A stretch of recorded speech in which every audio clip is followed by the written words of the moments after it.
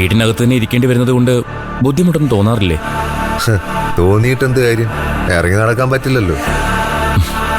കർമ്മദോഷം അല്ലേ? ആ, അങ്ങനെയും പറയാം.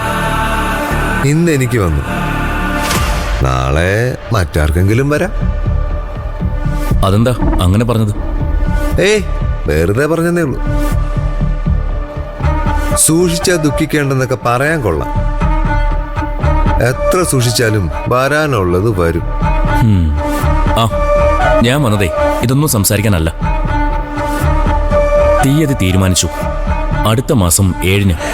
ഓ, വളരെ അടുത്താണല്ലോ.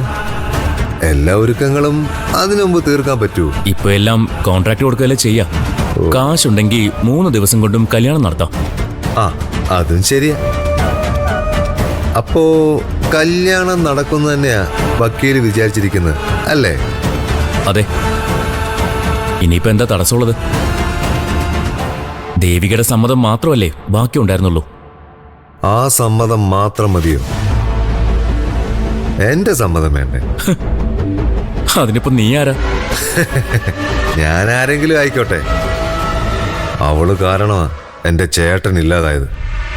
ഞാൻ പ്രതികരിക്കാതിരിക്കോ? പ്രതികരിക്കും, നല്ലോണം പ്രതികരിക്കും. അത് താങ്ങാനുള്ള ശേഷിയുണ്ടോ? ആദ്യം ചെയ്യാനുള്ളതൊക്കെ നീ ചെയ്യ, എന്നിട്ടല്ലേ താങ്ങാൻ പറ്റുമോ ഇല്ലെന്നൊക്കെ പറയാൻ പറ്റൂ. നീയല്ല, ആരൊക്കെ എതിർത്താലും നിശ്ചയിച്ച തീയതിയിൽ തന്നെ കല്യാണം നടക്കും. ദേവിക എന്റെ ഭാര്യയായിരിക്കും. വെറുതെയാ, ഒന്നും നടക്കാൻ പോകുന്നില്ല. കേട്ടോ വക്കീലേ, എനിക്കൊരു വൃത്തികെട്ട സ്വഭാവമുണ്ട്. എന്തെങ്കിലും ഞാൻ തീരുമാനിച്ചുറപ്പിച്ച അത് നടന്നിരിക്കണം. അല്ലെങ്കിലേ മഹാസ്വസ്ഥതക്കേടാ. ഞാൻ പ്രതികാരം ചെയ്തിരിക്കും. കുറച്ചൊന്നുമല്ല, ഒരുപാട്. നമുക്ക് നോക്കാം 7-ാം തീയതി കല്യാണം നടക്കൂല്ലയോന്ന്. നടക്കില്ലെന്ന് ഞാൻ പറയും. നടത്താൻ നിങ്ങളൊന്ന് ശ്രമിച്ചു നോക്ക്. ശരി, ഒരു മത്സരം. ജയിക്കുന്നത് ആരാണെന്ന് അറിയാലോ. അതെ, നോക്കാം. നോക്കാം.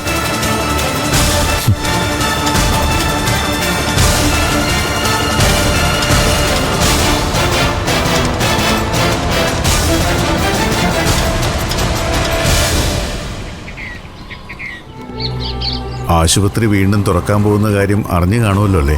അറിഞ്ഞു സാറേ. ഇപ്പോൾ എല്ലാവരുടെയും സംസാരം അതുതന്നെയാണ്. ഒരു ഹോസ്പിറ്റൽ വരുന്നത് എല്ലാവർക്കും ഗുണമുള്ള കാര്യമല്ലേ? അതുകൊണ്ട് എല്ലാവരും അത് ചർച്ച ചെയ്യും. എനിക്ക് ഇരുട്ടിൻ്റെ ഒരു സഹായം വേണം. സാറ് പറഞ്ഞോ, എന്ത് വേണോ ഞാൻ ചെയ്യാം. കാട് കയറി കിടക്കുക ഇപ്പം ആ പരിസരം. അതൊന്ന് വൃത്തിയാക്കണം. ഒരു ഏജൻസിയെ കൊണ്ട് ചെയ്യിക്കാന്നാണ് വിചാരിച്ചിരിക്കുന്നത്. അതിന് ഇരുട്ടൊന്ന് മേൽനോട്ടം വഹിക്കണം. ഞാനും പരുന്തും കൂടെ അത് ചെയ്തേക്കും സാറേ. പരുന്തിന് ഇന്നൊരു അത്യാവശ്യം ഉള്ളതുകൊണ്ടാണ് കൂടെ വരാതിരുന്നത്.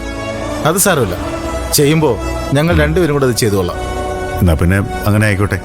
അല്ല സാറേ, ആ തങ്കച്ചേട്ടുള്ള പ്രശ്നങ്ങളൊക്കെ തീർന്നായിരുന്നു. എന്തേ? അല്ല, പകയുള്ളൊരു സ്ത്രീയാ അവര്. ആശുപത്രി തുറക്കാൻ നോക്കുമ്പോൾ എന്തെങ്കിലും കുഴപ്പമുണ്ടാക്കാൻ ശ്രമിക്കുമോ? അവരെന്തിനാ കുഴപ്പമുണ്ടാക്കുന്നത്? അഥവാ ഉണ്ടാക്കിയാൽ തന്നെ നമ്മളത് നേരിടും. അത് മതി. കൊല്ലാനും ചാകാനും ഞങ്ങൾ റെഡിയാ. സാറ് പറഞ്ഞാൽ മതി. ഒന്നും വേണ്ടി വരില്ല, എല്ലാം സ്മൂത്തായിട്ട് തന്നെ നടക്കും. കേസൊക്കെ തീർന്ന സ്ഥിതിക്ക് ഇനി ആർക്കും ഒരു പ്രശ്നം ഉണ്ടാക്കാൻ പറ്റില്ല. അത് മതി. അപ്പോൾ എല്ലാം പറഞ്ഞ പോലെ. ശരി സാർ. ശരി.